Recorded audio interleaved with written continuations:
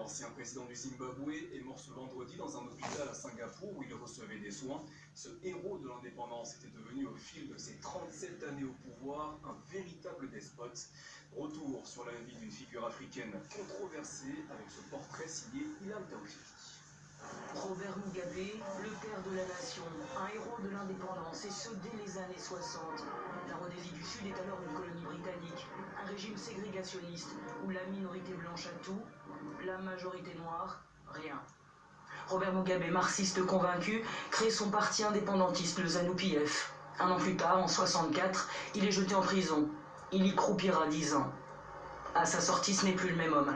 Il prend les armes contre le régime de Ian Smith, avec toujours les mêmes revendications. Dans le système actuel, les terres sont divisées en fonction de la race. L'économie fonctionne par rapport à la race. Toute la société est établie en fonction de l'appartenance raciale. Je voudrais en finir avec cela. Mais il faudra attendre encore quelques années. Et en 1980, c'est l'avènement du Zimbabwe indépendant. Robert Mugabe devient Premier ministre, plutôt prometteur. Services publics performants, construction d'écoles, d'universités, une véritable lune de miel. Mais en 1982, un premier signe de durcissement. Mugabe réprime sauvagement les Ndebele, le groupe ethnique de son ancien frère d'armes, devenu trop encombrant. 20 000 morts. Mais personne n'ose encore le lui reprocher publiquement. De nombreuses personnes considérées comme dissidentes ont été tuées. Mais pendant les 10, peut-être 15 premières années, eh bien Mugabe a très bien dirigé le pays. Mugabe led the country very, very well. Années 90, économiquement, c'est la dégringolade. Robert Mugabe se soumet au FMI et à ses plans d'ajustement structurel qui étouffent l'économie.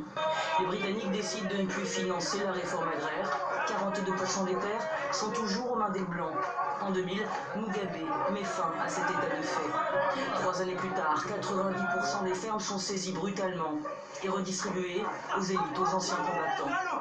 Une série de sanctions internationales drastiques achève de mettre le Zimbabwe à genoux et de raidir encore plus Mugabe dans sa rhétorique anti-Occident. Ni Bush ni Blair ne pourront provoquer un changement de régime ici. Jamais. Nous ne l'accepterons jamais. Sur le plan politique, l'opposition est muselée, manipulée, violentée.